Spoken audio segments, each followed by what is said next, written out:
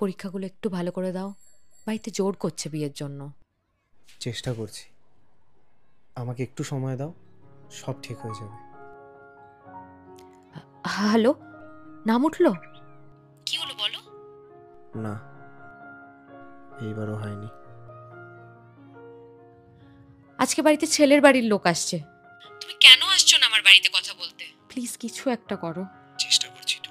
চাকরিটা না পেলে তোমার বাড়িতে গিয়ে তোমার হাতটা চাইবো কি করে আমি? চাকরিটা আমি পেয়ে গেছি বেলা, শুনছো? এখন আর কেউ আটকাতে পারবে না,